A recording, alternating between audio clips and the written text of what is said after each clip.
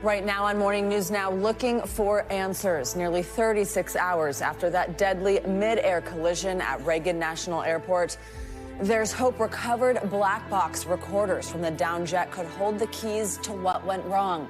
But for families and friends who lost loved ones, the healing process is only just beginning. You see these things happen in the news, you see them happen in other countries, and then I show up to the airport and my wife's not responding. Officials say all 64 on board the passenger plane and 3 on the Army Black Hawk helicopter are presumed dead, making it the deadliest American air tragedy in almost 24 years. But while the investigation ramps up, NBC News has learned a preliminary FAA report is shedding light on the role of staffing at the air traffic control tower at the time of the crash. And while the cause has not been determined, National Transportation Safety Board leaders say the agency will issue a preliminary report within 30 days. Good morning. Good to have you with us on this Friday. I'm Joe Fryer. And I'm Savannah Sellers. We have a lot to get to this morning. In just a few minutes, we'll sit down with former commercial pilot Anthony Roman and NBC News national security reporter Dan DeLuce. But we're going to get started with NBC's Aaron Gilchrist. He's at Reagan National Airport for us. Aaron, good morning. So federal investigators say it's going to be a long, painstaking process to determine what caused the mid-air collision. We know we'll get a preliminary report soon, but the entire investigation, that could take several months, if not more than a year. What is the latest in the investigation and just what we're learning about the circumstances surrounding the crash? Well, those black boxes that we've been talking about, Joe, really are critical to what the NTSB will be doing in the weeks and months ahead of us. The black boxes were recovered from the airplane that was involved in this crash 2 nights ago. The team from the NTSB has yet to get its hands on the data recorder, the information from the helicopter, but really having that information will help them to paint a picture of what was happening in each of those aircraft in the minutes before this crash happened and potentially even after to some degree. And that's going to be so important to really helping us all understand what happened here. The dive teams that were in the water since the minutes after this collision first happened are now out of the water. We understand there was a suspension of the recovery operations last night. Those will resume today, and NTSB teams will be with divers from the D.C. Fire Department and other agencies back on the water as the process to recover bodies continues and the process to recover pieces of the aircraft will continue for the NTSB to, again, help inform their investigation process. I want you to hear from the chair of the NTSB. She spoke to the media yesterday a little bit about their process to try to help us understand what they're going to be doing and looking at going forward. We look at the human, the machine, and the environment. So we will look at all the humans that were involved in this accident. Again, we will look at the aircraft, we will look at the helicopter, we will look at the environment in which they were operating in. And we were told by the NTSB yesterday that it would be spending some time with the families of the victims involved in the collision here. We know that that happened yesterday afternoon. Obviously, an important part of this as well. As much as we want answers about what happened here, we can't forget about the fact that there were 67 people who are believed to have died as a result of this crash. We understand from our station here in Washington, NBC Washington, that about 40 bodies have been recovered up to this point. And so part of the mission for the dive teams again today, Joe and Savannah, will be to get back out on the water and to continue the recovery process. And Aaron, in that same vein, you mentioned that number there. Late last night, we did hear from Washington officials. The way they put it is that the divers had searched all the accessible areas of the Potomac River. There were 67 victims, though, in total. That's what's believed to be the case, and you mentioned that count so far. So what is next in the recovery efforts here? Yeah, searching so much of the accessible area obviously is an important part for the divers here to get into the fuselage of the plane, which we understand was broken into 3 parts, to try to retrieve the bodies of the victims here. You're showing some of their pictures on the screen here. We heard some reporting again from our station here in D.C. that there were instances where divers went into the fuselage and there were people who were still strapped into their seats. But it's still critically important that the search effort include recovering those bodies. And then there's a large section of the Potomac River here from where the airport is along the river, all the way down to the Woodrow Wilson Bridge, as we understand, which is probably a couple of miles, where there has been debris discovered. And so they're going to continue to scour the waters here to try to get any debris that may be relevant to the NTSB investigation. Those things go back to a laboratory, to hangar spaces, and the teams from the NTSB will look at all of that stuff, all of that, the debris that's collected, and all the information that's on those black boxes, again, to try to help them paint a more complete picture of what happened here. We, Savannah and Joe, I should mention, talked to some of the folks who were flying into Reagan yesterday, some of the first flights to begin happening here again. People told me that they were able to see the wreckage in the water as they were landing here. A surreal moment for them. Also a sad moment. One woman told us as she was landing, she just prayed for the souls that had been lost as a result of this accident. Something so many people are doing right now. Aaron, thank you for your reporting. We appreciate it. Absolutely. Let's bring in Anthony Roman. He's a former commercial pilot. You were with us through the morning yesterday as we talked through this. Thank you so much for being here again, Anthony. So we mentioned those 2 black box devices being recovered from the jet, the American Airlines plane. Walk us through how investigators start to analyze those devices, what information they have that could provide any answers. Well, those black boxes have a potpourri of data that is exceptionally useful for the NTSB to conduct a detailed analysis of what may have gone wrong. As we discussed yesterday, once that airliner is under 1,000 feet, the TCAS, the Collision Alert System, does not function fully. It does have information as to where the conflicting traffic is and the distance it is, but it doesn't provide oral warnings. It doesn't make any suggestions as to which direction and what action to take. So the black boxes will have the recordings of the pilots speaking to one another, whether or not they saw the aircraft at the last moment, what their descent rate was the power settings properly set, were they approaching the airport following proper procedure. So all of the mechanical and electronic information with regard to how the aircraft is functioning and whether it's functioning properly is also in those data boxes. So tremendous amount of information and exceptionally helpful. Something else people are talking about, NBC News reporting a preliminary report by the FAA indicating air traffic control staffing was not normal at the time of the crash, so it was deemed acceptable. Basically, one person keeping an eye on both plane and helicopter traffic at that moment. We don't know what the cause is right now, but how closely will investigators look at this? Well, acceptable, quote unquote, is a subjective phrase. My understanding and my personal experience with very busy airports, JFK, LaGuardia, DCA, Atlanta, and others, simply reflect that the controllers are beyond exceptionally busy. They sound like Southern auctioneers at a horse auction. Wow, yeah. They speak so rapidly. There are so many aircraft inbound and outbound. So many occasional conflicts that they have to resolve. There are language concerns in approaching foreign and international pilots who do not speak English exceptionally well or have thick accents, and they have to carve their way through that during very busy transient times at airports. Now, you introduce helicopters flying 200 to 300 feet under jetliners. And from my personal perspective, it's just a bridge too far. It's a tad too much. And we'll see if change comes after a tragedy like this. Anthony Roman, thank you so much. We appreciate your time. As the investigation and recovery continue, we are learning more about the victims who lost their lives in this collision. That includes soldiers as well as figure skaters and their coaches and parents.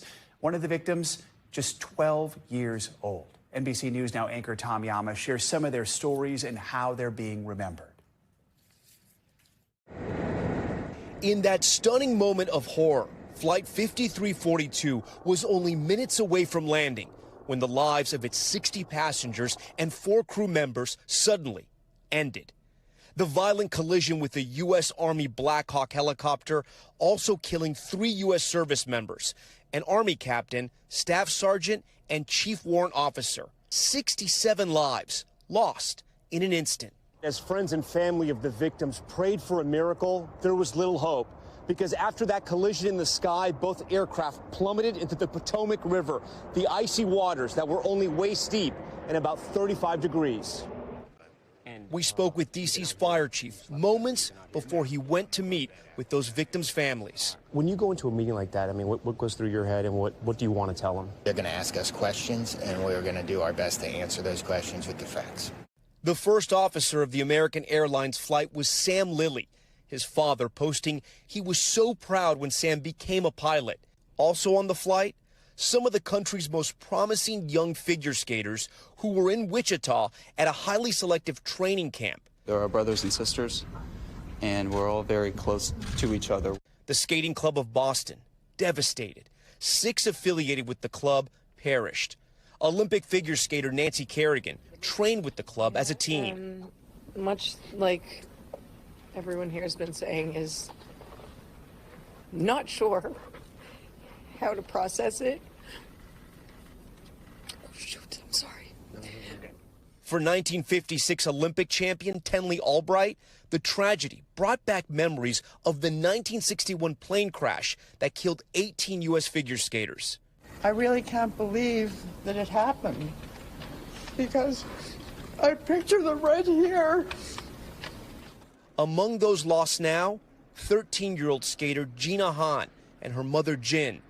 Gina was known for her grace and musicality on the ice. And 16-year-old Spencer Lane, who was traveling with his mom Christine. Spencer was known for his jumps, chronicling his progress on TikTok.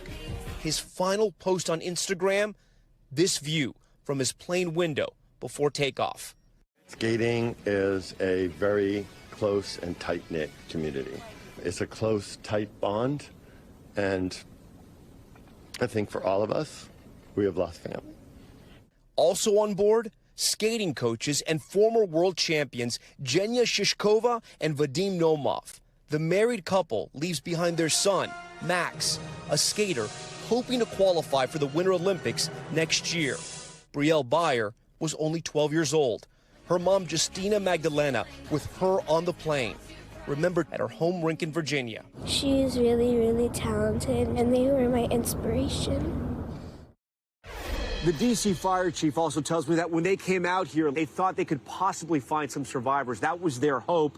But after searching for several hours in those icy waters in the darkness, they realized that there were no survivors. He tells me that because the fuselage is in pieces and because things are still under the water, it's been hard to recover some of the victims that are either trapped or they just have not been located just yet.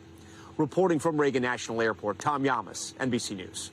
Tom, thank you very much. Just heartbreaking. Well, the Pentagon is launching its own investigation into this crash. We want to give you a live look at the Potomac River, where the recovery mission is still underway. Now, that Department of Defense investigation will look into how the Black Hawk military helicopter, which was apparently being manned by an experienced crew, managed to collide with the airplane. NBC News national security reporter Dan DeLuz joins us on this now. Dan, thanks for joining us. Yesterday, President Trump had said the pilots of the Army helicopter bore responsibility for this crash.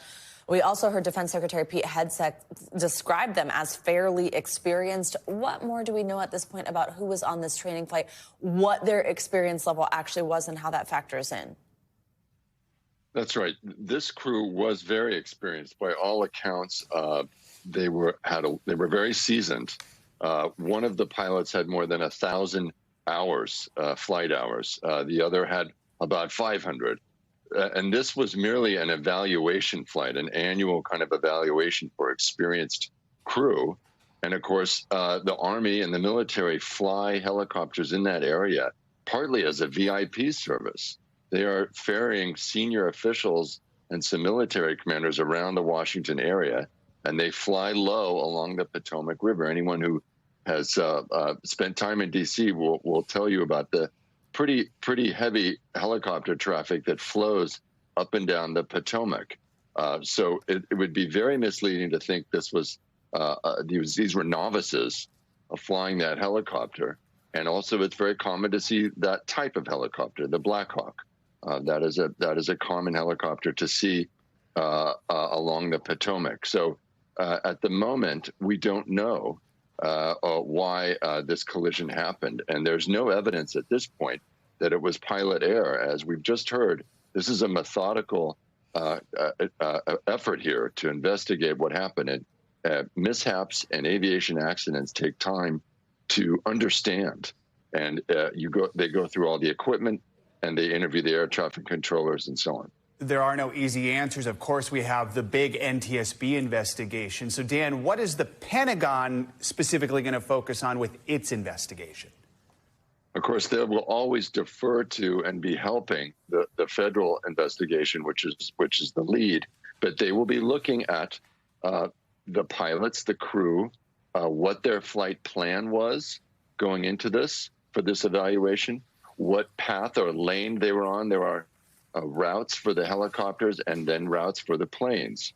And, were they in the right lane? Were they shifting to another lane? Was that handled properly? Did they have proper information? And what kind of situational awareness did they have as that passenger jet approached?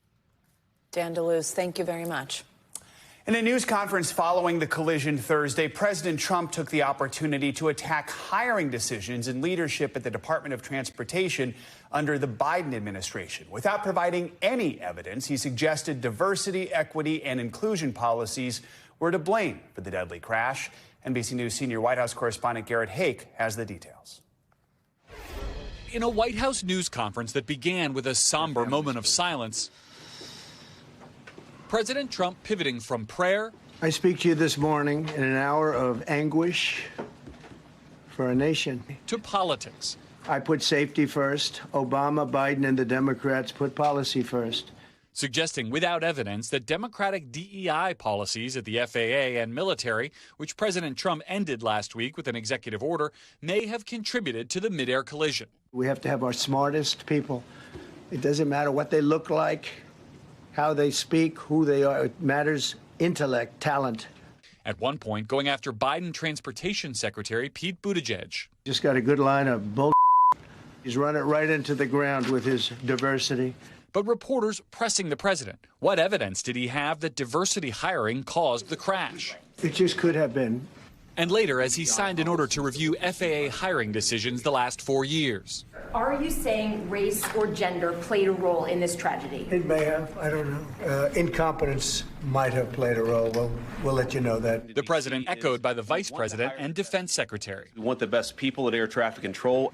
The era of DEI is gone at the Defense Department. But the comments sparking fierce backlash. Buttigieg posting, despicable. As families grieve, Trump should be leading, not lying. We put safety first. The top Senate Democrat responding. For the President of the United States to throw out idle speculation as bodies are still being recovered and families still being notified. It just turns your stomach. Our thanks to Garrett Hake for that report. The president also named a new acting FAA director last night. The position had been vacant since Inauguration Day when the previous administrator resigned. Well, on Capitol Hill yesterday, several of President Trump's embattled cabinet picks were on the hot seat for another round of confirmation hearings. Tulsi Gabbard and Kash Patel, up for top jobs overseeing national security, were the latest to spar with senators. Both attempted to downplay and distance themselves from controversies in their past. NBC News Chief Capitol Hill correspondent Ryan Nobles has more. A pair of President Trump's top national security nominees facing high-stakes confirmation hearings. There will be no politicization at the FBI. Former federal prosecutor Kash Patel, nominated for FBI director. The staunch Trump supporter pressed by Democrats about his independence. Would you be willing to resign the post of FBI director if pressed and given no choice but to obey the order or resign? Senator, I will always obey the law. And President Trump's pardons of violent offenders from January 6th. I do not agree with the commutation of any sentence of any individual who committed violence against law enforcement. Patel strongly defended by Republicans. The reason you're here is because most of the public, almost every Republican, believes that the FBI has been used continuously in a political fashion, lying to get Donald Trump. Across the Capitol, former Democratic Congresswoman and combat veteran Tulsi Gabbard, nominated for Director of National Intelligence. What truly unsettles my political opponents is I refuse to be their puppet. Gabbard pushing back on claims she parroted Kremlin talking points. I want to make certain that in no way does Russia get a pass in either your mind or your heart. I'm offended by the question because my sole focus, commitment, and responsibility is about our own nation. And pressed over her previous call for a pardon for Edward Snowden, who fled the U.S. after releasing a trove of government secrets. Is Edward Snowden a traitor to the United States of America? I understand how critical our national security Apparently you don't. And Republicans left the hearing for Kash Patel feeling confident that he would win confirmation. They seem more skeptical about the prospects of both Tulsi Gabbard and Robert F. Kennedy Jr., although not one Republican has yet to say they will vote no. All right, Ryan, thank you. All right, time to take a look outside. Once again, the Northeast is in for some more snow and also some rain. Let's take a closer look with your Morning News Now weather. Angie Lastman, it's already started. Good morning. Good morning, guys. Man, Savannah, you got to sound a little more excited. It's Friday. We don't have all bad news when it comes to the weather, but yes, we do have a kind of wintry mix for some folks across the Northeast and some rain that's going to stretch all the way down to the Southeast. Here's the look right now at your radar. Plenty of rain from the Mid-Atlantic back towards Tennessee and Kentucky and stretching down to the Gulf Coast. And we do have a little bit of that wintry weather kind of settling in for New England. So no surprise, those winter weather advisories are up across this region. Those will stay with us through the day today as this system works farther to the east. Big batch of rain associated with it and a little kind of sliver of some of that snow and maybe some ice accumulation that you'll see across this region. But most of it's going to fall in the form of rain, of course, because our temperatures are running above normal for a lot of this part of the country right now. Still, though, a little bit of travel difficulties when it comes to the rain and the ice and snow. Here's a big picture look at the rain. We do still have some snow on the ground in some of these spots. So the melting snow, along with that heavy rain, maybe some localized flooding across this region. But overall, I think we'll pick up maybe a half of an inch of rain in some of the more widespread areas and up to an inch or maybe 2 inches in some of the higher amounts. Now, snowfall forecast, not all that impressive, but maybe an inch across this region. So again, it'll be a little difficult on the roadways, and we'll see some of that ice accumulating. So make sure you have a little extra time if you're going to hit the roads across parts of New England through tonight. Big picture look for your weekend. It'll stay mild for honestly most of us east of the Rockies. Temperatures 60s, 70s across the south. We've got 50s and 60s for parts of the Central Plains. Even the Midwest doesn't look bad for this time of year. Notice the heavy rain, though, that's going to arrive and really is going to arrive today for folks across the West Coast. We've got another atmospheric river taking shape. It's going to bring some much needed rain to parts of California, not Southern California. This is more Central California up into parts of Oregon and Washington along the coast. And that unfortunately continues into Sunday. This is going to leave us with the potential for not just some snow in parts of the mountainous areas, but we'll see some strong winds as well. And of course, that rain will bring the potential for some flooding concerns across that region, specifically Bay Area out east and points into Northern California is where we'll be watching. Otherwise, great day on Sunday for the Southeast, guys, and it'll stay mild for the Midwest. Sunday, I'm just realizing we won't have a show on your favorite day of the year. Oh, no. I'm going to miss Day. Groundhog Day. The audacity of that rodent to try and take my job, you know? We'll talk about it when you come I'm back sure next I'll complain on Monday. Yeah. All right. Thanks, Angie. We'll have much more on that deadly plane crash throughout the morning, including what we've learned about the final moments before the collision. First, though, chaos during a hostage release in Gaza, how it all unfolded, and when an American hostage is now set to be freed. That is next. We are back with the latest on that fragile ceasefire deal between Israel and Hamas. 3 Israeli and 5 Thai hostages were released in a chaotic handover by Hamas on Thursday. One release in northern Gaza went smoothly, but crowds of jeering Hamas supporters in the southern city of Han Yunis surrounded the hostages, and that created a dangerous situation. Hostages who are being escorted by armed Hamas fighters were visibly afraid. In exchange, Israel released 110 Palestinian prisoners, including some who have been convicted of deadly attacks. This comes as President Trump's Middle East envoy, Steve Witkoff, who helped broker the ceasefire deal, paid a visit to the region earlier this week. in Tel Aviv yesterday. Witkoff said an American will be among the next round of hostages set to be released tomorrow. NBC News national correspondent Yasmin Rasougian joins us now from Tel Aviv with more on this. Yasmin, good morning. Let's start with that chaotic scene we all saw at yesterday's hostage exchange. Tell us more about just how this all unfolded and how those hostages are doing now. Yeah, chaotic, Joe, is putting it lightly, terrifying for many of these hostages in being released. Really, the whole process taking 90 minutes or so. Let me kind of walk you through the numbers here and the folks that were released and how it went down. We had 3 hostages, 5 Thai nationals as well. Amongst those hostages, one of them was a soldier, 2 of them civilians. The soldier was released in Jabalia in the north of Gaza. It was a fairly seamless handover to the Red Cross. However, the 2 civilians, along with the 5 Thai nationals, they were released and handed over to the Red Cross in front of Yahya Sinwar, the former political head of Hamas's ruined home. We know, obviously, he was killed as well by the IDF, by Israeli army.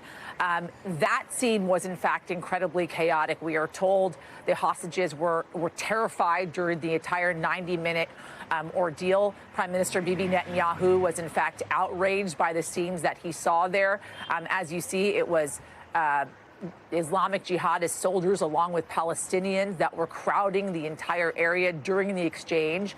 After the exchange took place, guys, Bibi himself, in fact, held those 110 Palestinian prisoners until he was guaranteed this type of scene would not take place again for the next exchange of prisoners, hostages, I should say. Once that guarantee was secured, those 110 Palestinian prisoners were, in fact, released, guys.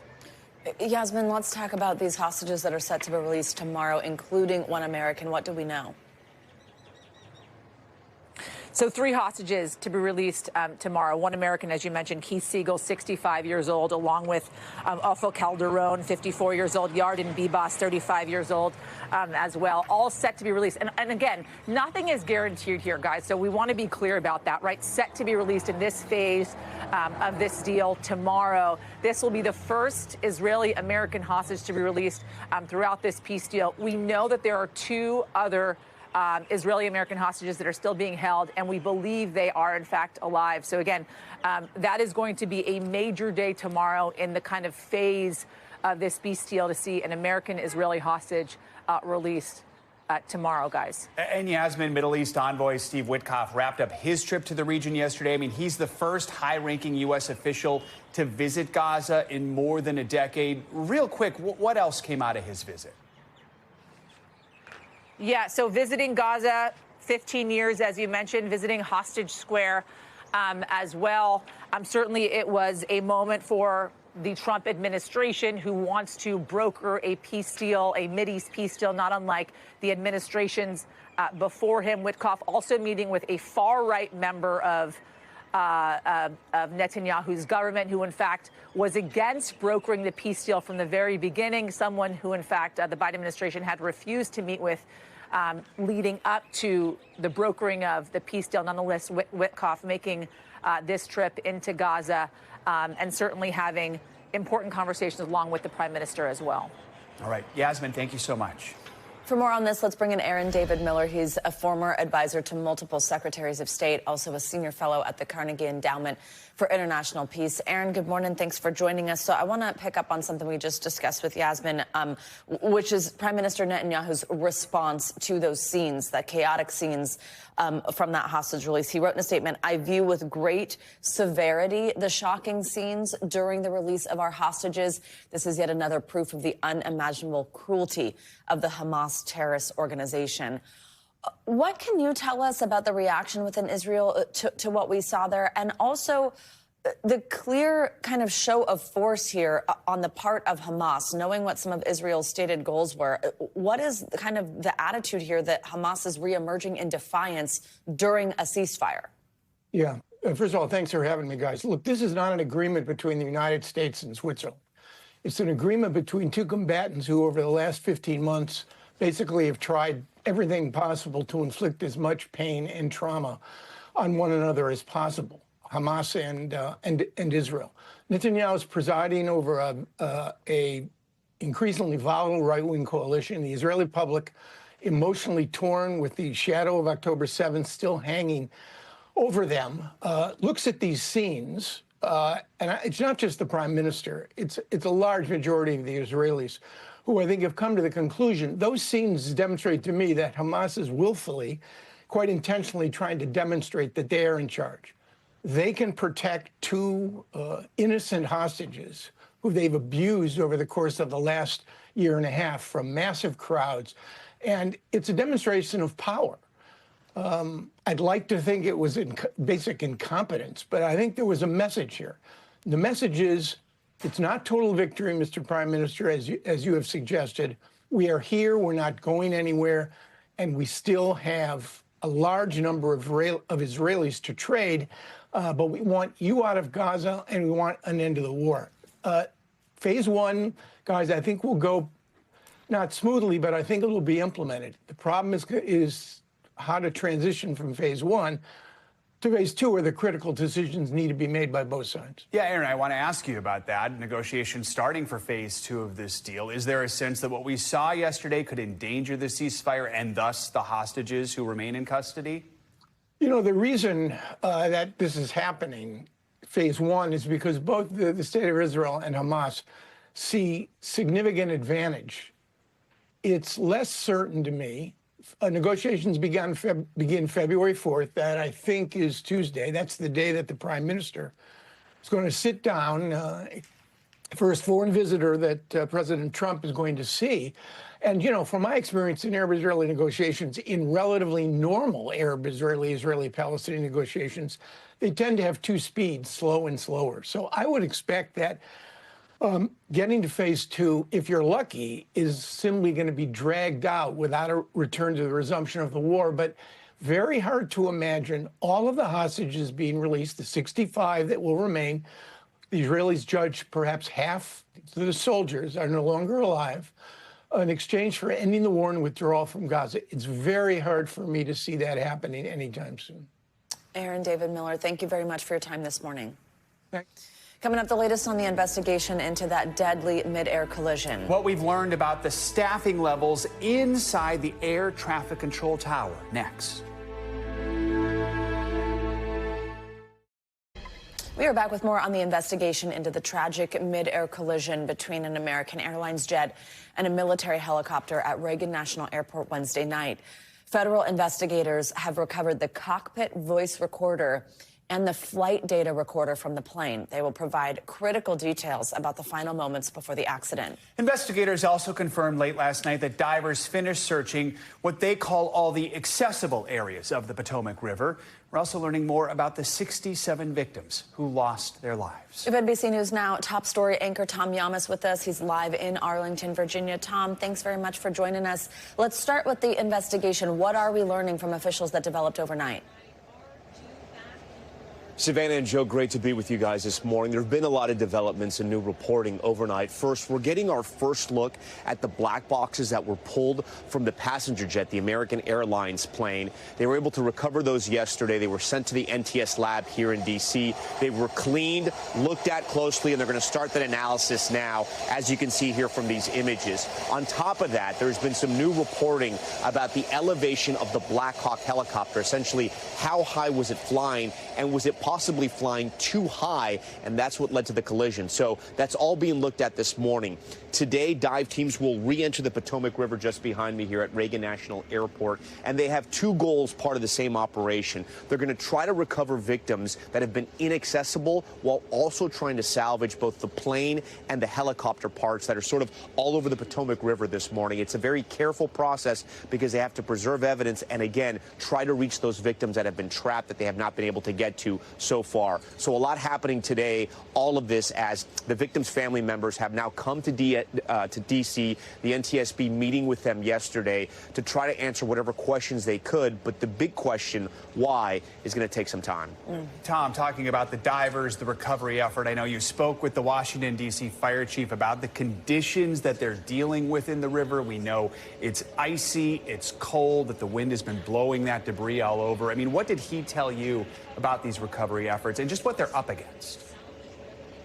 Yeah, you know, Joe, one of the interesting things he told me was when you look at that sort of horrific video and the way both aircraft crash into the Potomac, you would assume that firefighters would come here with no hope, but he told me that was not the case. They came here thinking they would find survivors, hoping they would find survivors, but after several hours searching in those icy waters in the darkness, they knew that there would be no survivors, that all 67 people that were involved in this horrific collision would not come out of that water alive. He also told me that the conditions, obviously, as you can imagine, were terrible. Besides sort of the weather conditions and the ice, there was jet fuel all over the water, and the water pushes everything downstream because it's a moving river, and so they have to be incredibly careful. They actually have boats not clustered, but actually spread out across the Potomac River in case something pops up, whether it be evidence or something else, and it floats down the river. They're able to recover that and bring it so it can be part of the investigation as well.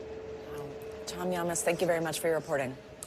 Dozens of federal investigators are now on the ground at Reagan Airport. They are working around the clock to figure out what happened Wednesday night. NBC News senior correspondent Tom Costello covers aviation for us. He has details from a preliminary FAA report that sheds some light on what may have gone wrong. A source tells NBC News a preliminary FAA report on the midair crash indicates staffing at the Reagan Airport Tower was not normal for the amount of traffic at that hour. Normally, one controller handles planes while another controls helicopters.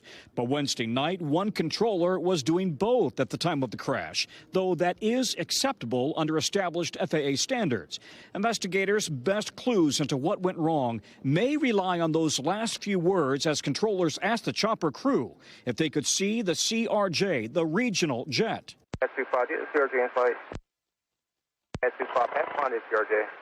This club has an aircraft in flight for separation. The response is garbled. Does the chopper pilot say aircraft in sight? This club has an aircraft in flight for separation. If so, why did they collide? Miracle on the Hudson captain Sully Sullenberger says that radio response is critical. It changed the rules, and it required that they see each other until they were safely clear. Like many airports, Reagan has had its share of close calls in recent years. March 7, 2023, controllers ordered a United flight to abort takeoff after another plane crossed in front of it. April 18, 2024, a Southwest plane crossed a runway just as a JetBlue flight was preparing to take off.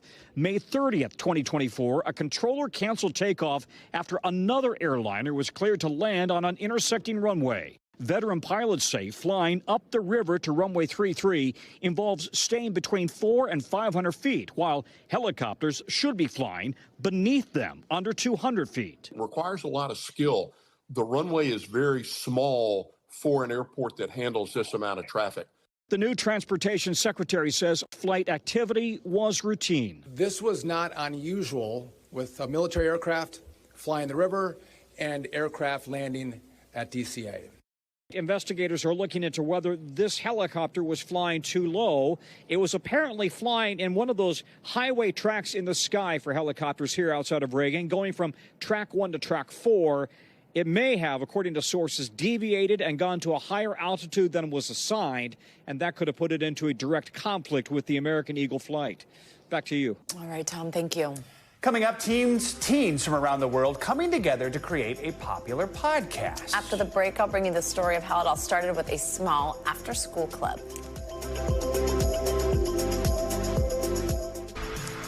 In this morning's financial headlines, a new FDA-approved painkiller is on the market, and it may cut down on the risk of addiction and overdose. CNBC's Silvana Henao has the latest on that and other money news. Silvana, good morning. Hey, Savannah. Hey, Joe. Good morning to you and happy Friday. Yeah, so Vertex Pharmaceuticals is set to rally today after the FDA approves the company's non-opioid painkiller. It's the first such drug to get the okay from the regulator in decades. Now, the Vertex drug can treat moderate to severe acute pain and will be sold under the brand name Journavx. Now, the company will charge about $15 per pill or $217 for a week's prescription. Shares of Apple are rising after the company reported quarterly earnings and sales that topped analyst estimates. However, iPhone sales slipped, with China continuing to be a major weak spot, with sales dropping 11%. Now, Apple has yet to secure an AI partner in China to roll out its new Apple Intelligence features. Apple does expect a rebound in sales this quarter.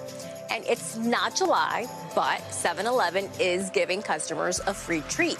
The convenience store chain says you can enjoy a free small Slurpee all day today to celebrate the end of January. 7-Eleven typically offers free Slurpee Day on its birthday, July 11th.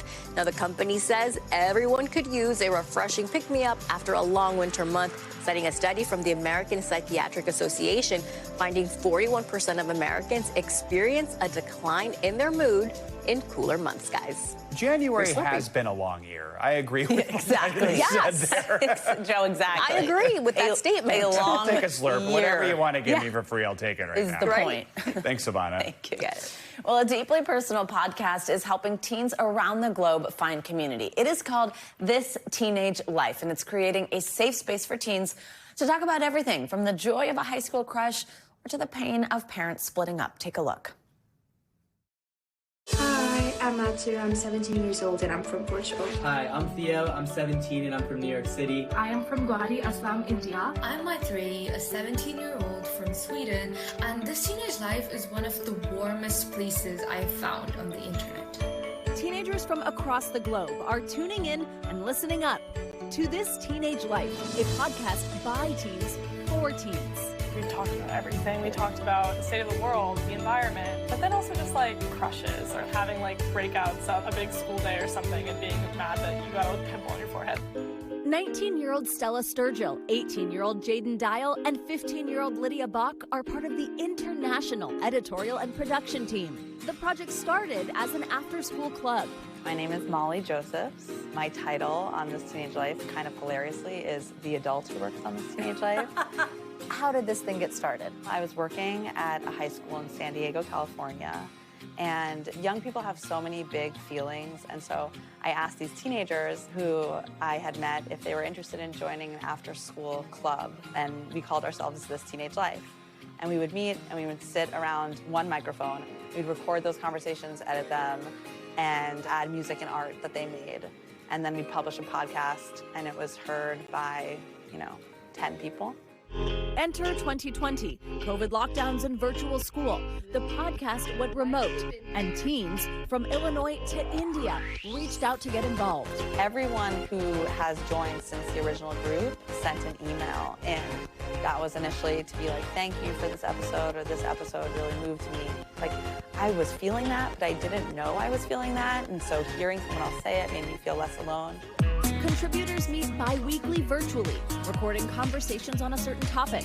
They've covered themes like body image, faith, failure, birthdays, academic pressure, and even realizing parents are people too. Which topics have hit home the most for you all? The first episode I made was the divorce episode, and I was pretty new to This Teenage Life, but I remember sitting there and talking to people, and people were crying, but they were also just very supportive of me. You just want to talk to someone, and even if our listeners can't see us, they hear us. And so I say that we're not just talking to hear ourselves, we are talking so others can hear their own thoughts. With nearly 200 episodes released, This Teenage Life has been streamed and downloaded in over 180 countries, not only bridging cultural gaps, but generational ones too. I think it's also really important for parents and grandparents and aunts and older siblings to listen to as well. This Teenage Life kind of provides a little bit of a window into the inner workings of teenagers, and it's crazy and fun and amazing and awkward and weird and cool. During a time when mental health experts describe Gen Z as the loneliest generation, This Teenage Life offers young people a community of creativity and support. What do you hear from people? I've had teachers come up to me and be like, hey, so I used your episode to teach about this thing. And I'm like, oh, wow, you're really listening to what I'm thinking. And I think that makes me pause because I think there are such few spaces that people take young people serious. We're all just kids or teenagers trying to move through the world and figure out what to do with ourselves. Aren't we all just that, even if you're not a teenager? Also, if you're more of a reader, they've also got a Substack. But I suggest checking out the podcast, giving it a listen. It was so sweet because they all felt like they knew each other because they've been doing this for so long, but that was their first time together in person. First time they met. I like how the teachers use it to teach, but I also have to imagine it gives the teachers... Welcome back. Finally, this hour, music's biggest night of the year is almost here. The 67th annual Grammy Awards are happening live in Los Angeles this Sunday with fierce competition for the biggest awards. This year's Album of the Year category is pitting pop icons Beyonce and Taylor Swift against newcomers Chappell Roan and Sabrina Carpenter. And this year's ceremony will do more than just entertain. The Recording Academy has partnered with several organizations in Los Angeles to help raise funds for the victims of the recent wildfires. That's awesome. For more, let's bring in Brittany Spanos. She's a staff writer for Rolling Stone, where she covers music, fandom, pop culture. Brittany, good morning. Thanks very much for being here. We are going to get into winner predictions and put you on the spot in a minute. But first, who are some of the performers and presenters we should be looking out for this weekend? I mean, it's going to still be a really, really stacked award show. I mean, I know a lot of the show is going to be focused on the wildfires and raising awareness. So they are bringing in a lot of performers like Chris Martin and Brittany Howard are going to be performing segments that are about that. But they also have most of the Best New Artist nominees performing: Chappell Roan, Sabrina Carpenter. And they also will have other nominees like Billie Eilish and Charlie XCX, hopefully doing some really exciting and giant performances for their album. So excited. So Rolling Stone is out with a list of predictions for the winners in all 13 categories. I'm going to give, I like to do this, my Grammy 101 for those who are confused. Album of the Year, that's the big thing they produce with lots of tracks. Record of the Year, for reasons no one understands, is one song every year. Song of the Year is a writing award. It goes to the folks who wrote a song. That being said, Album of the Year usually considered the big one. Who should win? Who does Rolling Stone think will actually win? This is the award Beyonce has never won. Is this finally the year? Yeah, I mean, it is going to be really contentious. It's a tough year. I think a lot of us are kind of rooting for Beyonce to have this big win this year. I mean, it's a really great album. It's really deep into the history of country, especially into Black country. But it could be really contentious. Taylor Swift has taken home this award so many times, so it really could go to Tortured Poets Department. But the new artists in the category are incredible. Chappell, Sabrina, those are some of the most talked about albums of the year. So it's really surprising, but I'm kind of rooting for Beyonce this year. And what about Record of the Year? As Joe noted, not Album of the Year. I mean, record, of course, is about the recording of a song, which is probably the best way to remember how a word goes. But, I think it could, again, there's a lot of huge singles from this year. I am personally rooting for Chappell Roan. I think that song is one of the best singles of the year. So that could be a really great win for a new artist. But as you know, they really love throwing Grammys at Billie Eilish. Billie give her all the Grammys. Yeah.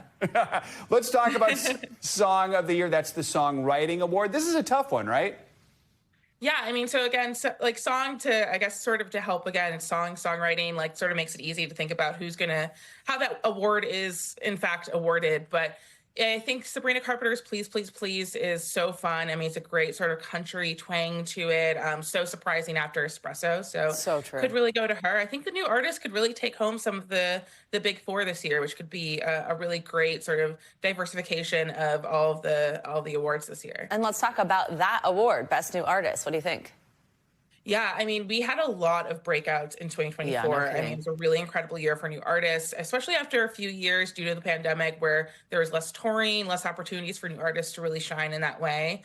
So it is kind of anyone's game, but I think a lot of the industry is rooting for Chappell Roan. I mean, she had not only Good Luck Babe, but almost half of her album ended up becoming giant hits over the course of 2024. She was the name on everybody's lips. Bottom line, kind of unpredictable year, which will make it fun, right? Yeah, I mean, it could be a lot of surprises, a lot of left field moments. I mean, we have like someone like Andre 3000, who's won multiple times with Outkast, up for Album of the Year for his flute album. I mean, he could easily take it home too. There's a lot of kind of new opportunities for huge surprises on the night that I'm sure everyone will be talking about. Brittany Spanos, thank you so much. Happy watching, listening. Thank you. It's going to do it for this hour. Morning News Now. But the news continues right now.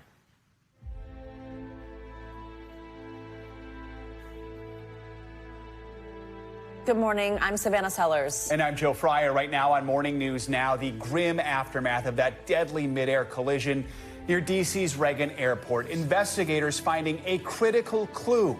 A pair of black boxes from that American Airlines jet pulled from the icy Potomac River. comes as NBC Washington reports the bodies of 40 of the 67 victims have been recovered so far.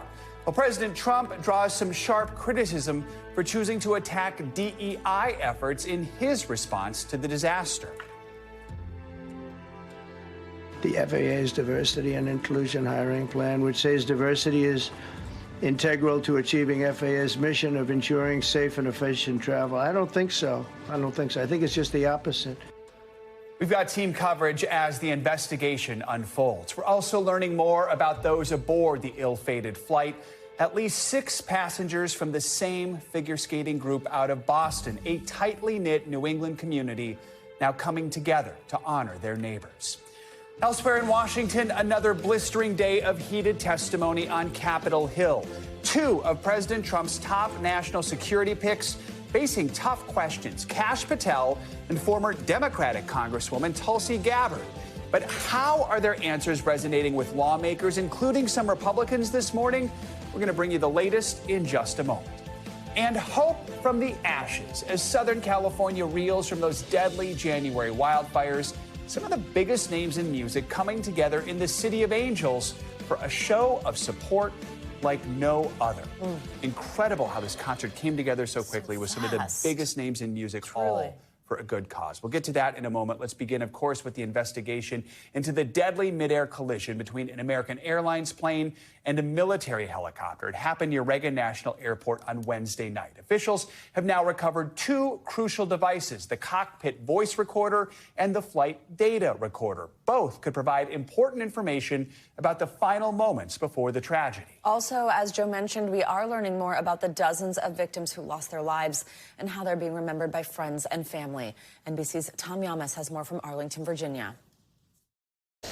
Dive teams this morning will enter the water here in the Potomac at Reagan National Airport just behind me with 2 goals, part of the same operation. They're going to try to recover victims that have been inaccessible so far. They're also going to try to salvage the parts of both the plane and the helicopter that are still underwater. This is going to be a very careful process because they want to make sure they can preserve as much evidence as possible. This, as we're getting and learning a lot more from overnight, including seeing our first images of those black boxes from the plane as they're being analyzed at the NTSB lab, and also new reporting that is raising questions about the elevation of the Black Hawk helicopter and whether it was flying too high at that moment of impact. This morning, NTSB investigators getting their first look at a critical clue. The cockpit voice recorder and flight data recorder recovered from the American Airlines passenger jet involved in that horrific mid-air collision near D.C.'s Reagan National Airport. These images showing the devices being cleaned and evaluated at the NTSB labs. As new video aired by CNN shows the horrifying moments the 2 crashed and plunged into the icy Potomac. I mean, how tough was it out there? There's wreckage that can puncture your suit. There's jet fuel in the water that's contaminating your gear. So we're having to work with all of that to keep our divers safe while we're looking for people. Audio seems to show the helicopter pilot responding to controllers, though it's hard to hear.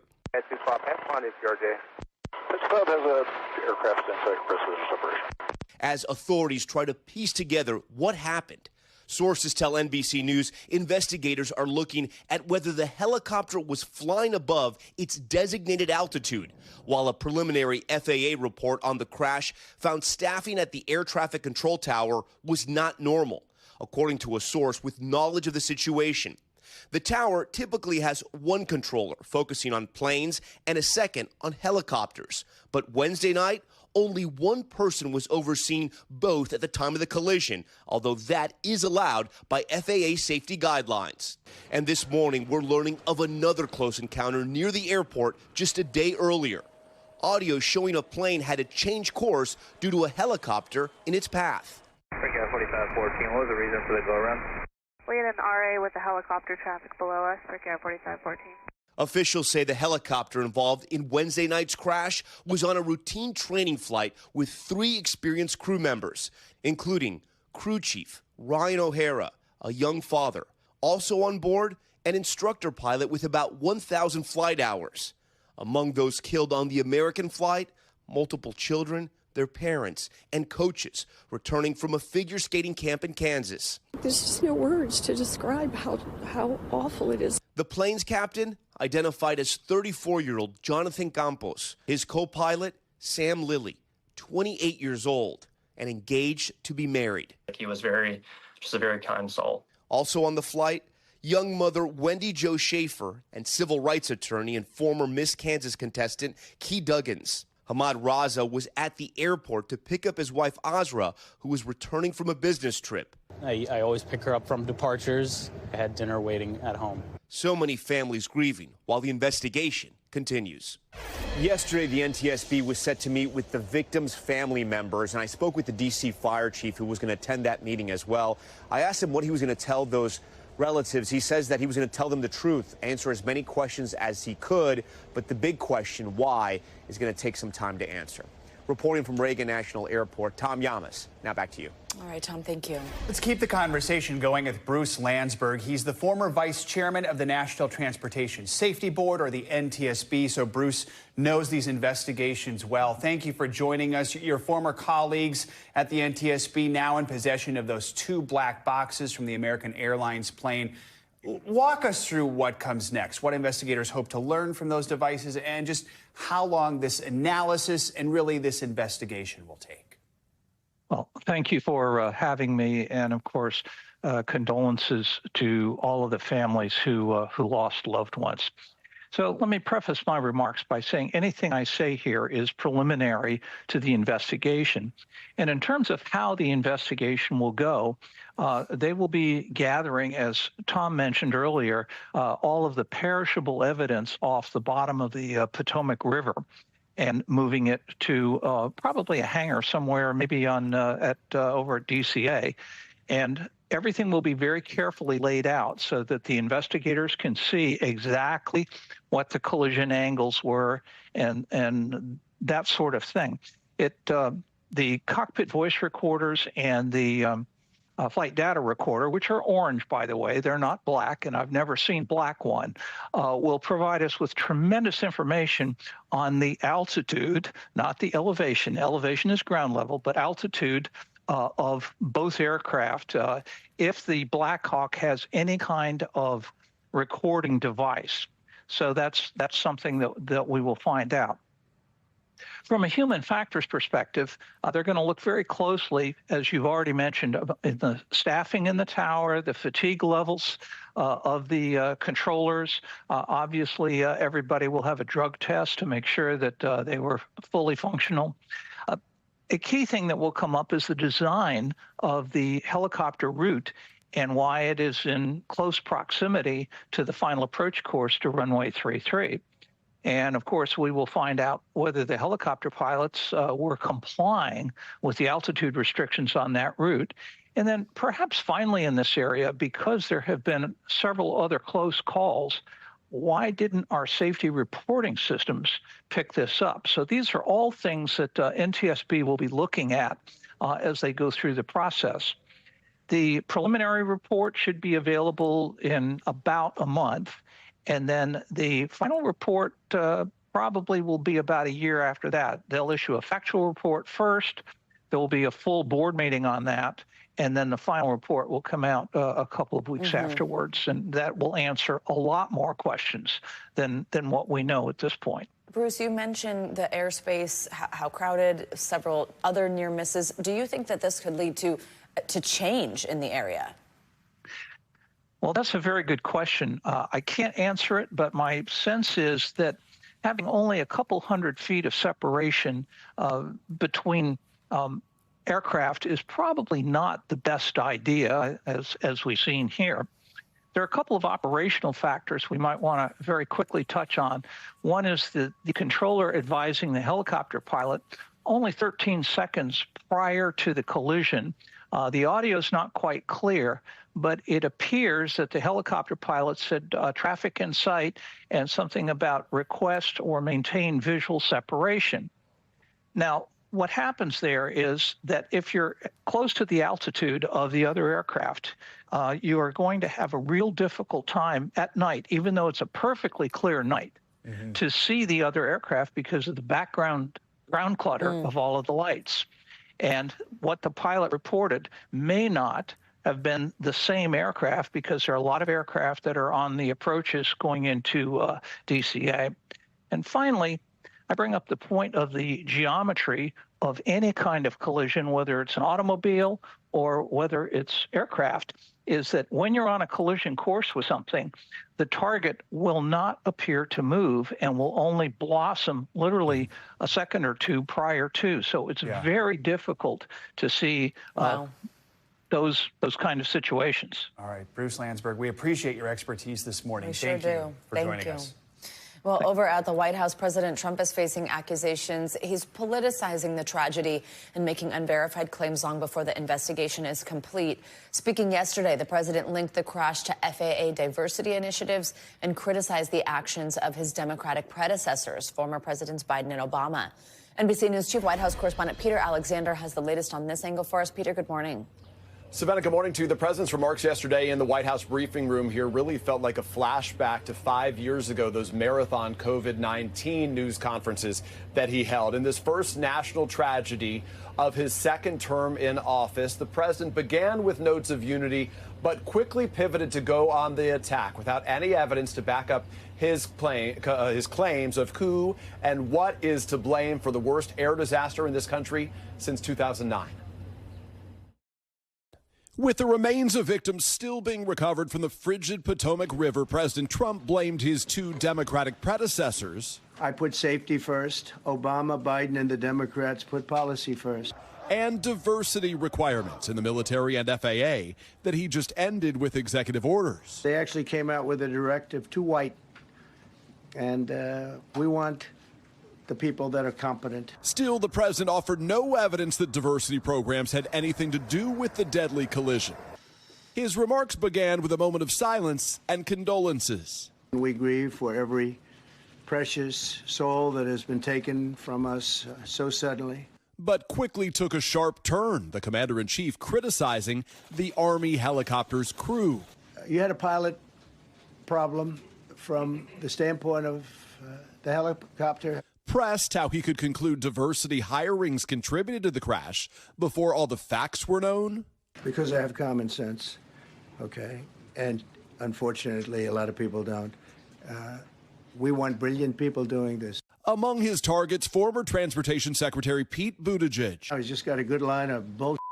He's run it right into the ground with his diversity. Buttigieg calling the president's comments despicable, writing, as families grieve, Trump should be leading, not lying, adding, we put safety first. The president also cited language on the FAA's website about recruiting those with disabilities. It's on the website, the FAA's website. It was there in 2013. It was there for the entirety. What I read. It was there for the entirety of your administration, too. So my question is, why didn't you change the policy during your first administration? I did change it. I changed the Obama policy, and we had a very good policy. And then Biden came in, and he changed it.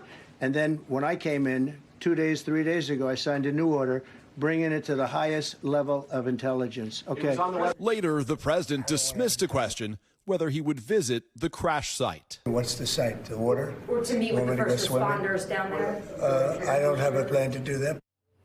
As for President Trump's criticism of the diversity programs within the FAA, multiple former Transportation Department officials tell me that all air traffic control candidates undergo rigorous mental and physical testing before they're hired, and that very few applicants even make it to training because the process is so difficult. Joe and Savannah. All right, Peter, thank you very much. Among the victims on board the plane, figure skaters, their parents, and coaches. They were attending the figure skating nationals in Wichita, Kansas. This morning, we know at least 6 were part of the same club in Boston. NBC News correspondent Sam Brock is in Massachusetts for us. Sam, good morning. Joe, good morning. It's pretty incredible. For the last hour or two, there's been the first formal practice on this rink since that crash. And having spoken with the CEO of the skating club of Boston here, he tells me they sent 12 skaters to that elite development camp and did not know until hours into the day after the crash how many of them were actually on board that flight. Joe, it turns out it was 2 skaters, Gina Hahn and Spencer Lane. They are mothers, 2 incredible coaches. Right now, the heartache here, just unimaginable.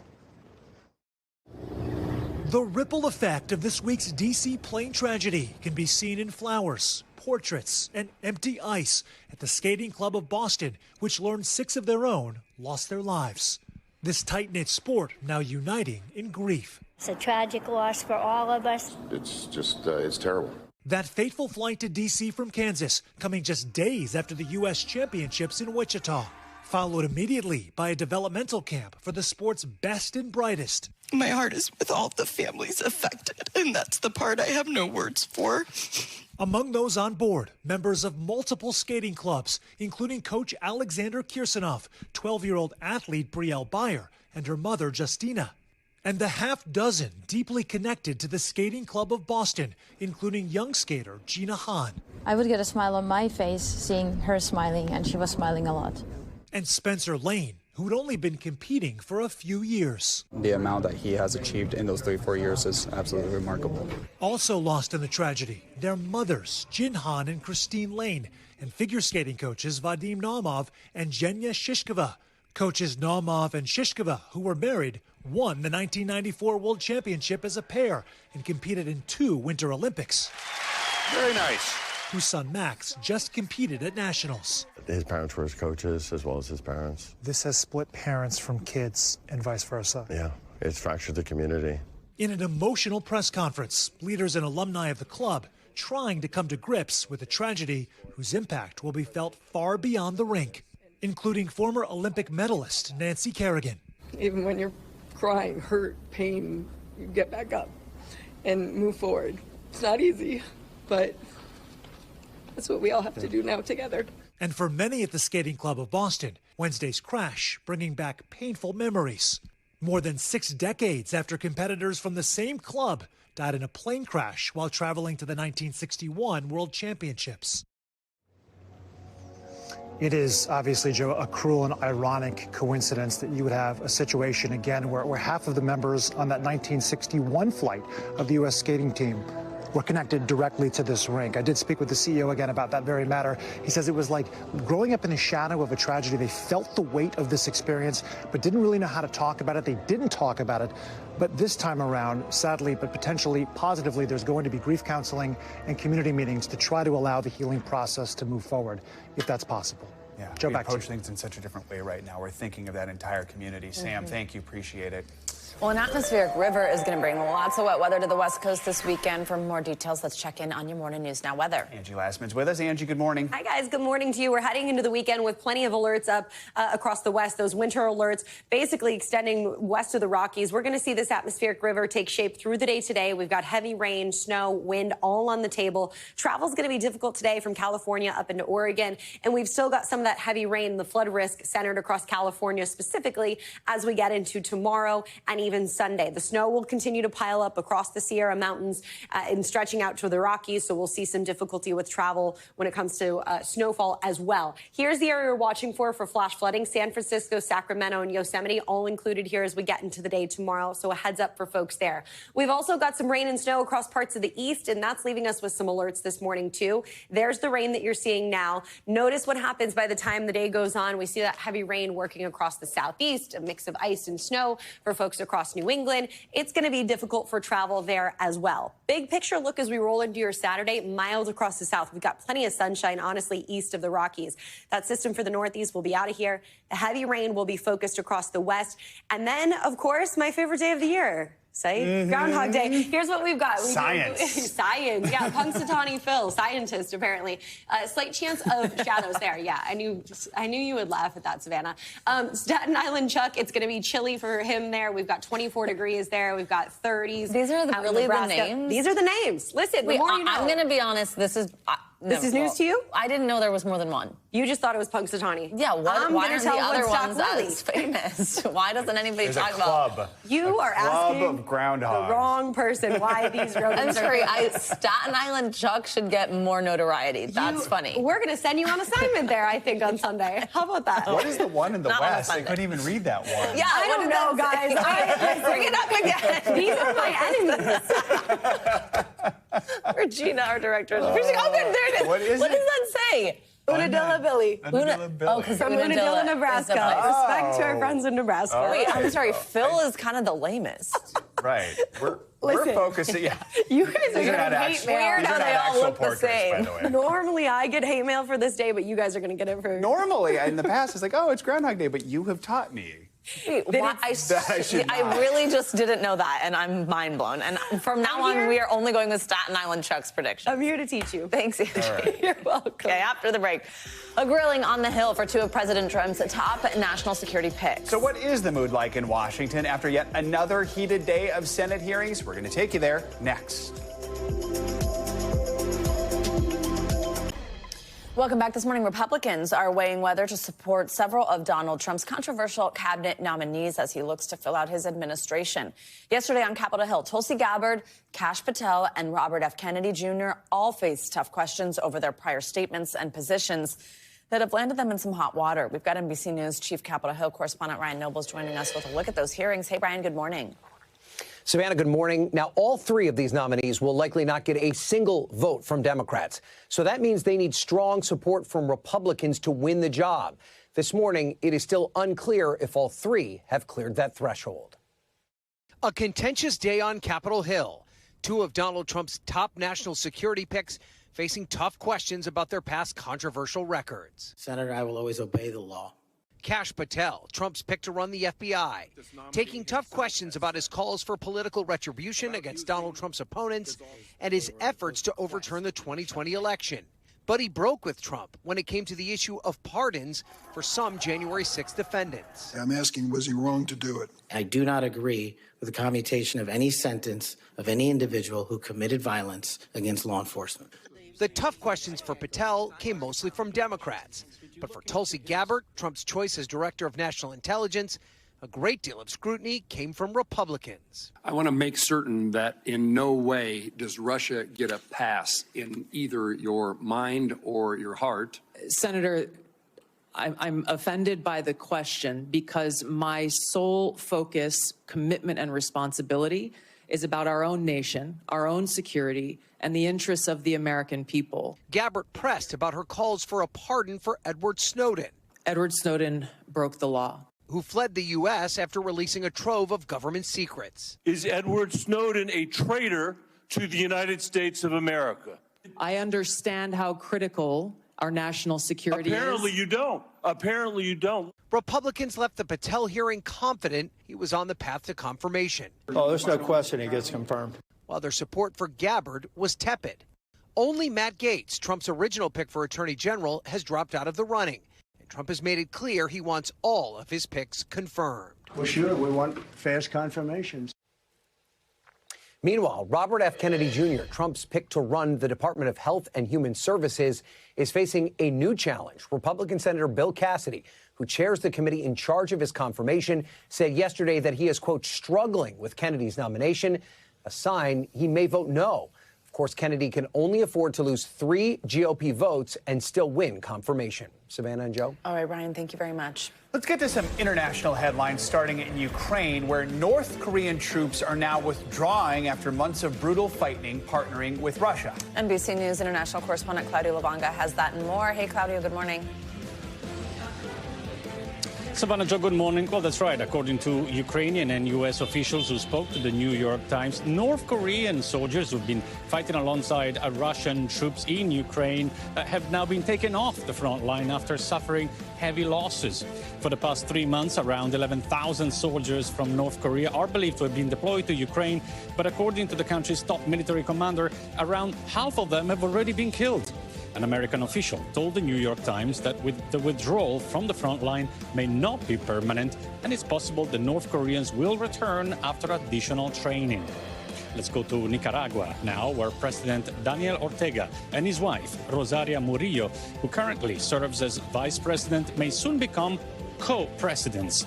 The constitutional reform approved on Thursday also expands the presidential term from 5 to 6 years. Ortega's wife said the reform strengthens the model of people's president and direct democracy, but experts say the new constitution is meant to consolidate the Ortega family's grip on power and is meant to guarantee that Murillo will succeed him as president in the future. And let's end this tour of the world in New Zealand, where a mountain has been granted the same legal rights as a person. The mountain, called Taraki Maunga, is considered sacred by the Maori, the indigenous people of New Zealand. But its name has been changed and its land seized by British colonists in the 18th century. Now, the law passed by the New Zealand government on Thursday recognizes the belief by the Maori that nature features, including mountains, are ancestors and living beings. So now the mountain will go back to its original Maori name, and its peaks and surroundings will be protected as if it was a person. Back to you guys. All right, welcome to the human race. Claudia, thank you so much. We're back now with a look at new developments in the federal sex trafficking case against hip-hop mogul Sean Diddy Combs. The prosecutors filed a superseding indictment against Combs yesterday, accusing him of dangling a person over an apartment balcony and of coercing 2 additional women into commercial sex acts. In a statement responding to this expanded indictment, one of Combs' attorneys said, quote, "The latest indictment contains no new offenses. The prosecution's theory remains flawed. Mr. Combs is as committed as ever to fighting these charges and winning at trial." Joining us now to discuss, NBC News legal analyst Danny Savalos. Danny, good to have you with us. So explain these new allegations that Combs is facing, and real quick, kind of give us this explainer. It's something we've heard a lot recently, but what is a superseding indictment? Basically, we're looking at new victims and an increased scope of time. And why that's significant is when you have allegations like conspiracy, if a conspiracy is ongoing, then you can get around what's called the statute of limitations. You have a certain period of time in which to bring a civil claim or bring a prosecution, after which it expires. And for prosecutors, alleging conspiracy allows them to essentially relate back all of this conduct, even if it might be otherwise outside the statute of limitations. Now, a superseding indictment is really just a new indictment. It happens all the time. And I had absolute certainty this was going to happen in the Combs case because they had raided his house and a relatively short period of time after indicted him. I assumed they were going to go through evidence, cell phones, laptops, other things, gather more evidence, and then that new indictment adding charges. Usually superseding indictments either add charges or victims or defendants. And for criminal defense attorneys, they are super depressing because they mean that something worse and there's going to be more crimes, more allegations, more time in prison for your client. So some of the timeline here and the details of these crimes has changed. What is that? Yeah, so originally the earliest possible date was 2008. That's been pushed back to 2004. So now you have an increased window in which conduct can be chargeable, whereas otherwise statutes of limitations will be a problem. But things like conspiracy, RICO charges, these allow you to say, hey, this may have happened back in 1995, but there was this ongoing effort to conceal it, and it kept going on. And all of these things were part of some global conspiracy. Therefore, we are within the statute of limitations. Prosecutors use this, especially federal prosecutors use this with deadly efficiency. I use deadly as being glib, but I mean, they use this very effectively to secure convictions and use that to get evidence in that otherwise would be time barred. Yeah. Combs and his team firmly deny the allegations. Trial is scheduled to begin in May right now. So when you add a superseding indictment like this so close to a trial, can it have any impact on that trial? Yes, it can push back deadlines. After all, if you have a superseding indictment, you have new defendants. That's not the case here. But if you do, then they need time to prepare. So a superseding indictment can, but doesn't always. I've had this happen to me personally, but it can push out deadlines. But if the superseding indictment basically just adds a few minor things, the timeline won't be pushed out all that much. It really is very fact-specific. But yes, generally speaking, a superseding indictment is a kind of reset. In fact, everybody has to come back in for a new arraignment. So it is a reset. Danny, we know that his team, as Joe just mentioned, is rigorously kind of denying these allegations, plans on defending, looking forward to winning at trial, as they say. With that coming up in May, so many of these details, I think, have just shocked people, including things we've seen with our own eyes, like that video from a hotel surveillance camera. Do you expect that when this goes to trial, just even more details come out and it's kind of becomes this court of public opinion in addition? Yeah, we're living in the modern era of digital evidence. I mean, now jurors almost expect to see tons of video, DNA, photographs, images, social media posts, recordings. This is what they expect. And the federal government is very, very good at collecting this kind of thing. They can use Cellbrite. They can get everything off your phone and use all of that against you, and they do it fairly often. So this is going to be a case, I expect, with a lot of video, a lot of text messages, a lot of digital communication, possibly a lot of images that maybe things we haven't even seen yet, things that were seized from the home or devices. So, yes, this is going to be a case where I think we're going to see a lot of digital evidence in addition to witness testimony. All right. Danny, thank you. Thanks, Danny. Coming up, teens from around the world coming together to create a popular podcast. After the break, I'll bring you the story of how it all started with a small after-school club. Welcome back. It is time now for some money news. Some hourly employees at big box giant Costco are getting a raise. CNBC's Savannah Hanau has that and some other money headlines. Savannah, good morning. Hey, Joe. Hey, Savannah. Good morning to you. Yeah, Costco is raising pay for most of its hourly store workers to more than $30. Now, that's according to a memo sent to employees this week. And the pay hike, well, it comes after Costco union members voted earlier this month in favor of a nationwide strike as they entered a final round of talks before their contract expires today. The union represents more than 18,000 workers at Costco. Amazon is raising the price of its Music Unlimited streaming service. Prime members will pay $11 a month or $109 a year for an individual plan. That's up from $10.99 right now. Non-Prime listeners will see their monthly rate go up to $12 a month. The family plan is rising from $17 to $20 a month and $169 to $199 a year. These new prices took effect on Wednesday for new customers, and current subscribers will see the changes in their next billing cycle. And Instagram is testing a pause feature with a small group of users on Reels. The tool has been one of the top requests by users. Previously, you were only able to pause videos on Reels by tapping and holding on the screen. Now, you can do it with a single tap. The new feature is the latest sign. Instagram and Meta are trying to capitalize on the uncertain future for TikTok here in the U.S., guys. The latest is right. You could pause on a VCR, so it feels like it could only make sense. You could pause on this, right? Very interesting the way they are copying some of those features. Thanks, Savannah. Thank you. Yeah. Well, a deeply personal podcast is helping teens around the globe find community. It's called This Teenage Life, and it's creating a safe space for teens to talk about everything from the joy of a high school crush to the pain of parents splitting up. Take a look.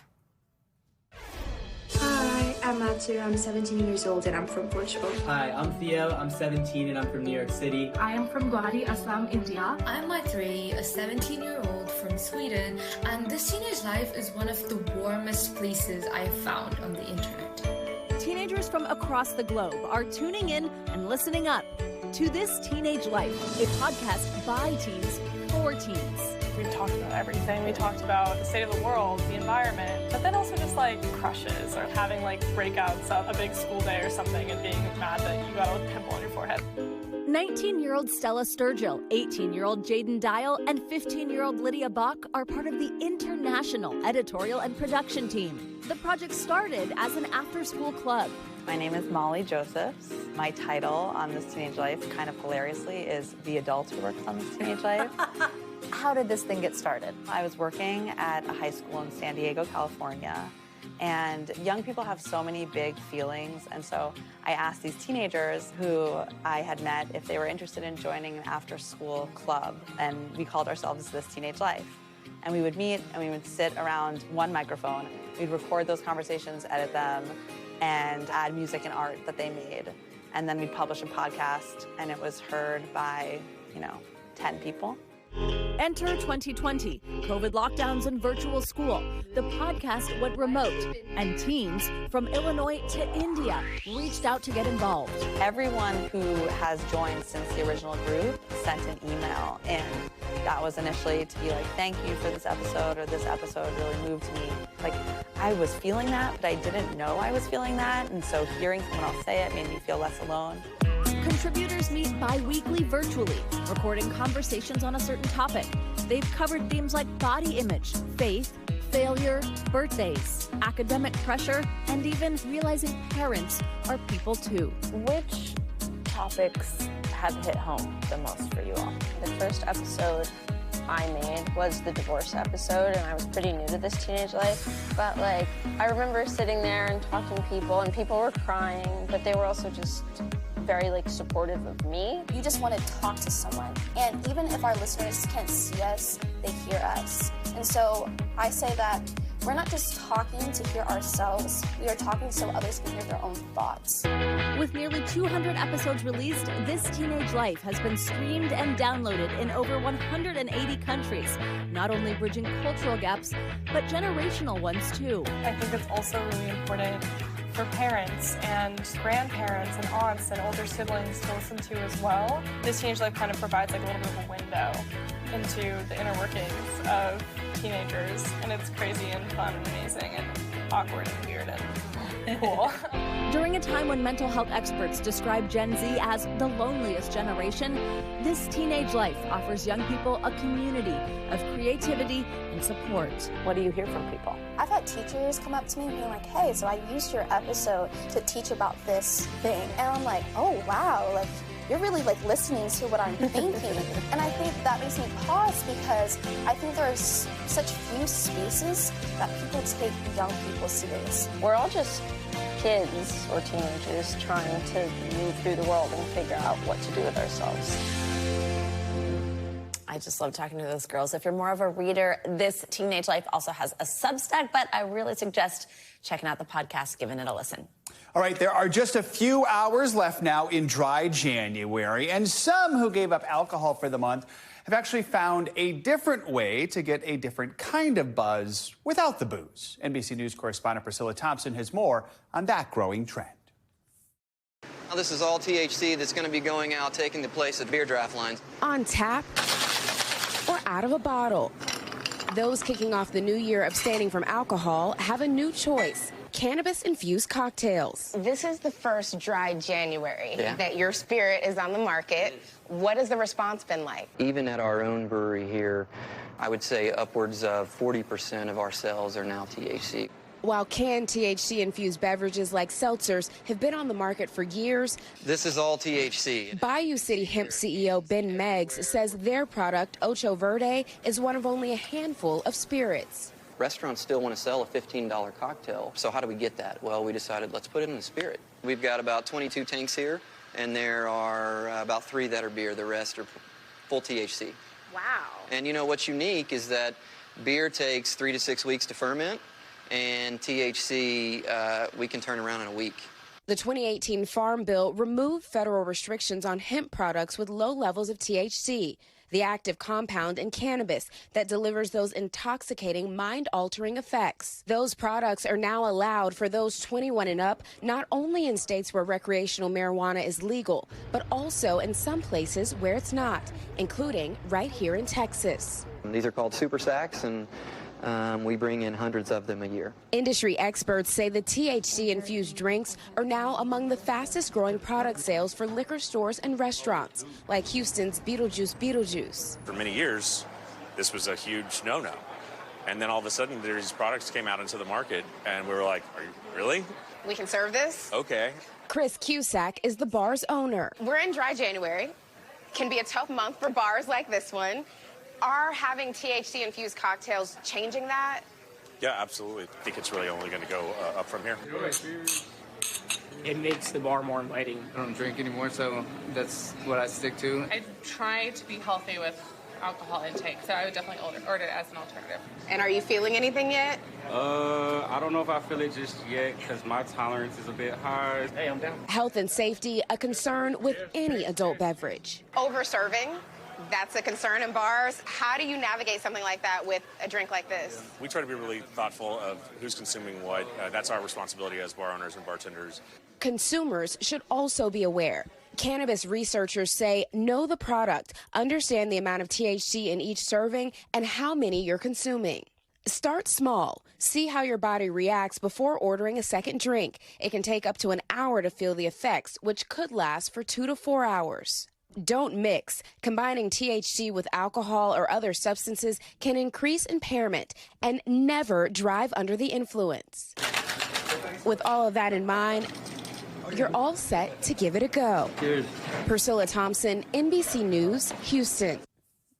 Now, if cannabis-infused cocktails aren't your speed and you need a different kind of liquid kick, the Massachusetts Institute of Technology may have a class that's just right for you. Have you ever wondered what goes into making the perfect cup of joe? Well, MIT is trying to figure that out with a coffee class that's giving students a hands-on chance to fuel their curiosity. NBC's Carla Rojo with our Boston affiliate explains. As everybody knows, the taste of coffee is actually a very personal and complicated experience.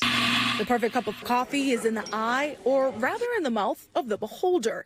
Jeffrey Grossman is a professor of materials science and engineering at MIT. I have a personal passion for good coffee. A passion he's taken to the classroom, creating a course called Coffee Matters, using the breaker space to make the perfect cup. In this class, you can find microscopes, computers, and, well, a $20,000 espresso machine. So in this class, they get to think about the material. They learn about it, coffee, right?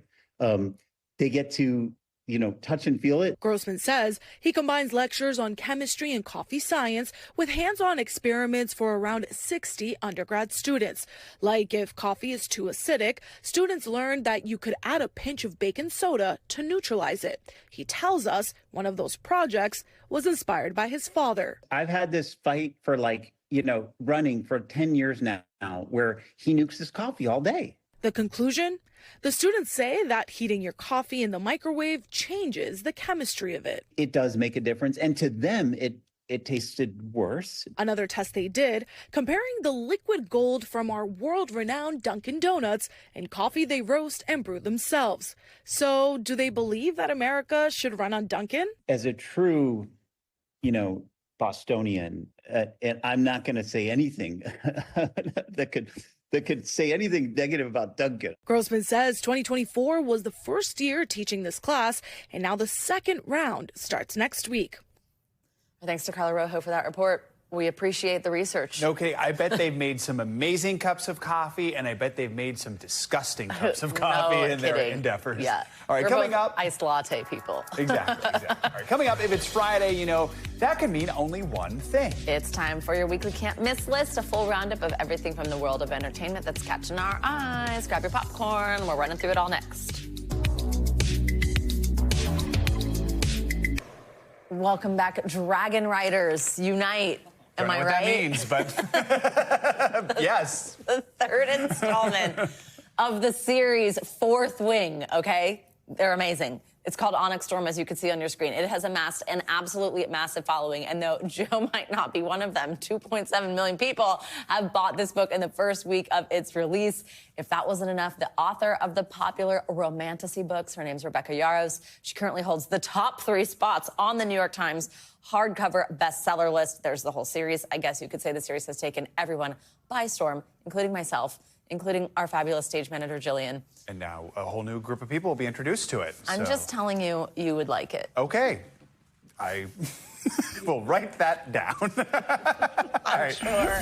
Finally this morning, that you will. The things that interest me more, which is the stuff I don't have to read all the time. All right, it's Friday. It means it's time for your can't miss list. It's a wrap up of all the movies and shows that you need to see this weekend. For those of you who aren't reading, to be clear, I do read, but all right, joining us now is Kay Ingram with NBC New York. Good to have you with us. You didn't know the book either, right? So I feel like I'm not alone. But I'm into it now. We're thrilled for everyone else out there. She did write it down, Joe. Noted. It's noted. All right, so we're doing kind of a romance technology focus here. Our first one is a rom-com horror, because those two things go together. Hello, genre mixing. Yeah. That's exactly it. We've got Companion, which is essentially bringing us into the future, the near future, where the solution to loneliness is by buying or renting what's called a companion. It's this android of sorts. And so essentially we have Sophie Thatcher, who is playing this android, and what she does is she provides companionship, hence the name. And they go on a weekend getaway, and truly all goes to hell. What could possibly go wrong? Right, everything. And so she goes haywire. You've also got Jack Quaid, if you know him from The Boys. He's in it as well. And just like you said, it's whether or not humans have learned their lesson. Is the solution to loneliness having this android? Unclear, but probably not. So it is a rom-comedy. It's a little bit of horror. It's like Megan vibes, her vibes, it sounds like. Exactly. Kind of like a modern love story, horror and comedy. Okay, let's always talk. been a love story. It's horror. Tale as old as time. Right. This is also a love story, kind of a weird one in terms of who's in love with each other. A new movie, though, starring Kristen Stewart, which is kind of cool. I haven't seen her in a while, I feel like. What's this one? I know, and she looks so different. I was actually excited to see her. Beautiful. I was huge in Twilight, so that was fun to see her. But ditto. Essentially, okay, then you would love Fourth Wing. I'm noting it, I promise. Okay. But in this one, you've got a satellite, you've got a buoy, and they somehow fall in love. I know, we've got questions, but they've got answers. But the whole big theme of it is, you know, identity and figuring out what it is about that human connection that clearly the satellite and the buoy are missing and don't understand. So as you can see, you know, we've got the two, Kristen Stewart, Steve Young, and the two of them, you know, they are doing exactly what humans do that these items don't really understand, but they're navigating that together. They're finding love. They're figuring it out. It's called Love Me. It's in theaters. And yeah, it's all about finding out what it is that they were missing since we went away. Okay. Human extinction. Okay, we got kind of We've like got less than 2 minutes. We're going to try and whip through yes, four things here. So families, Dogman, Pete Davidson, books. Okay, I saw it. All you need to know, half dog, half man. He's trying to save his community, and he does his best. Pete Davidson plays Petey the cat. It's his villainous cat who, you know, obviously is being hysterical and trying to take over the city. But the two have to team up. It's really fun. It's hilarious. It's, yeah. Okay, also, huge stars in a new movie, Will Ferrell and Reese Witherspoon. I cannot wait to watch this.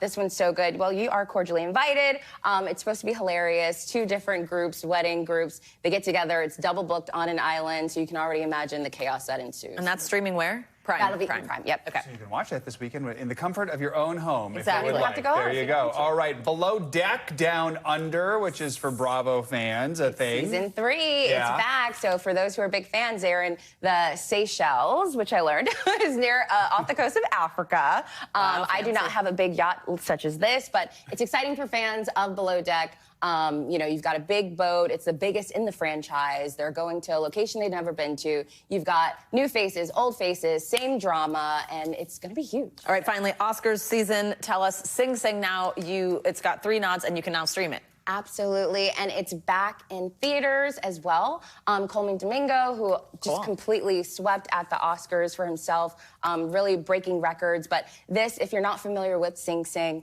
it's about this highly successful, it's awesome, isn't it? It's this highly successful program that has this rehabilitation effort through the arts. What's awesome is more than 85% of the cast are formerly incarcerated folks. Amazing. And so, yeah, it's really great to see, and we'll have to see how they do at the Oscars. All right, Kay, thank you so much. Thanks, Kay. Kay. For this hour of morning news now. Stay with us, though. The news continues right now. Thanks for watching. Stay updated about breaking news and top stories on the NBC News app or follow us on social media.